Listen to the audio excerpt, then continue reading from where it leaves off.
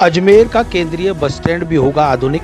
विधानसभा अध्यक्ष वासुदेव देवनानी ने किया जिला और रोडवेज प्रशासन के साथ बस स्टैंड का निरीक्षण, विकास और आधुनिकीकरण की संभावनाओं को तलाशा। लगभग 5 दशक पूर्व बना अजमेर का केंद्रीय रोडवेज बस स्टैंड आज अपनी दुर्दशा पर आंसू बहा रहा है। इस बस स्टैंड की बिल्डिंग पूरी तरह से जर्जर हो चुकी है, तो वहीं पूर्व में अजमेर की आबादी और रोडवेज बसों के आवागमन के हिसाब से निर्मित इस बस स्टैंड को अब बड़े स्थान के साथ आधुनिक होने की जरूरत है। और इन्हीं जरूरतों को तलाशने के लिए शनिवार को विधानसभा अध्यक्ष वासुदेव देवनानी ने जिला और रोडवेज प्रशासन के साथ बस स्टैंड परिसर और उसके पास बने रोडवेज वर्कशॉप का निरीक्षण कर विकास की संभावनाओं को तलाशा। देवनानी ने बताया कि इस दौरान अनेक सरकारों के कार्यकाल में इस बस स्टैंड के भवन की मरम्मत होती रही।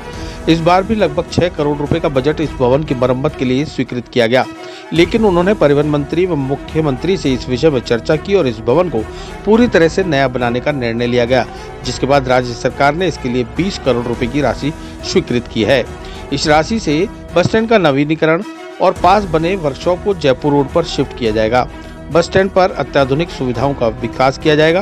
विधानसभा अध्यक्ष वासुदेव देवनानी ने शनिवार को जिला कलेक्टर डॉक्टर भारती दीक्षित व अन्य अधिकारियों के साथ बस स्टैंड का निरीक्षण किया और अधिकारियों को निर्देश दिए अजमेर बस स्टैंड को रिनोवेट किया जाए।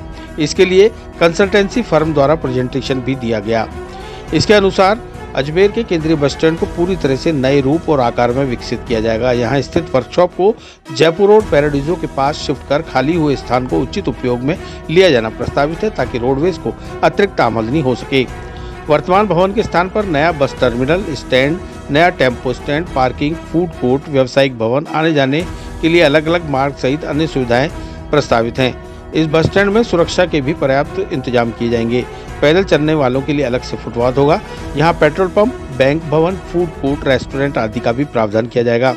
देवनानी ने निर्देश दिए कि बस स्टैंड को आर्थिक रूप से आत्मनिर्भर बनाने की विस्तृत योजना तैयार की जाए। यहाँ दुकानों, पेट्रोल पंप, बैंक भवन, एटीएम व अन्य व्यावसायिक गतिविधियों का भी प्रावधान किया जाए, ताकि बस स्टैंड की देखरेख संबंधी सभी जरूरतों को आसानी से पूरा किया जा सके।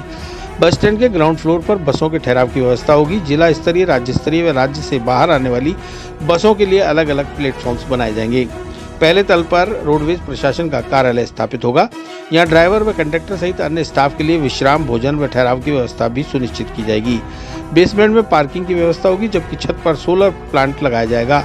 उनको आगामी 50 साल की आवश्यकताओं को ध्यान में रखते हुए तैयार किया जाएगा।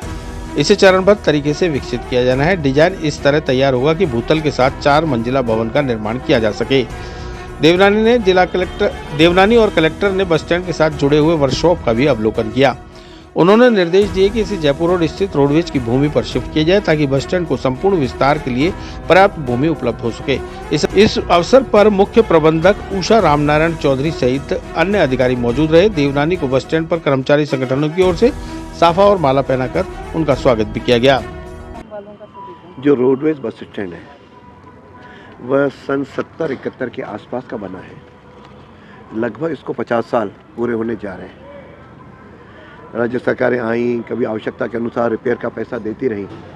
अभी 6 करोड़ रुपए यहाँ की रिपेयर के लिए ध्यान में आया का है। हमें लगा कि 50 साल की बिल्डिंग पर यदि हम 6 करोड़ रुपए खर्च करेंगे तो उसका बहुत ज़्यादा कोई उपयोग नहीं दिखेगा। और बाकी शहरों में भी नवाचार होना शुरू हुआ है। जोधपुर का बहुत बड़ा अच्छा बना है, जयपुर का भी रिवाइव हुआ है, बाकी भी संभाग केंद्रों पे सरकार विचार कर रही है। तो मुझे लगा कि 6 करोड़ में कुछ और मिला करके इस बस स्टैंड को भी एक आधुनिक बनाया जाए। और आज के 50 साल पहले जो आवश्यकताएं थीं या जितना यात्री भार था, उसकी तुलना में कई गुना यात्री भार बढ़ा है और आगे भी अगले 20-25 साल में यात्री भार और बढ़ेगा। तो उसके आवश्यकताओं को ध्यान में रखते हुए हम नई एक संरचना करें।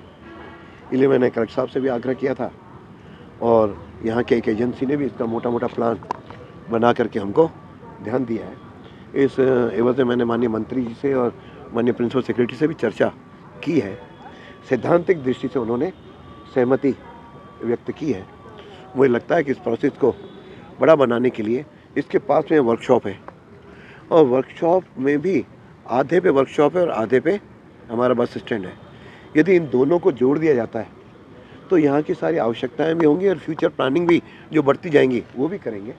और इस वर्कशॉप को अपने आगे पैराडीजो के जहाँ से अजमेर से अपन इंटर करते हैं वहाँ पे पहले से ही अजय मेरू का अजमेर का पहले से ही वो वर्कशॉप है, उसके साथ अजय मेरू का भी वर्कशॉप, क्योंकि दोनों है रोडवेज़ का, ये वर्कशॉप यदि वहाँ शिफ्ट होता है तो हमको दुगनी ज़मीन भी मिलेगी और फिर इसको आगे जा कर के यहाँ की कुछ दुकानें भी बढ़ेंगी, कोई यहाँ पे बैंक भी होगा, कोई पेट्रोल पंप भी होगा, सब प्रकार की आवश्यकताएँ होंगी। तो मुझे लगता है कि उसमें से रोडवेज़ बस स्टैंड की कुछ आय भी बढ़ेगी, जिसके कारण से धीरे धीरे आत्मनिर्भरता की ओर भी यह बढ़ेगा। तो हमने प्रयत्न थिंकिंग शुरू किया है और प्रशासन भी इसमें सकारात्मक है। तो आज प्रत्यक्ष हम लोग देखने के लिए आए हैं। मुझे लगता है काफ़ी एरिया बड़ा है जिसको डेवलप किया जा सकता है। ये ठीक है, पैसों के देखते हुए हम इसको चरणों में लेंगे और चरणों में लेते हुए, लेकिन इतना ज़रूर है कि इस अपने कार्यकाल के अंदर यहाँ पे एक अच्छा बस स्टैंड आधुनिक सुविधाओं युक्त और आवश्यकताओं के अनुरूप हम इसको डेवलप कर पाएंगे। और इससे आधार पे कुछ DPR बनी भी है, लेकिन इसको और मॉडिफाइड करके हम करेंगे तो मुझे लगता है कि अजमेर को एक नई सौगात उपलब्ध हो सकेगी।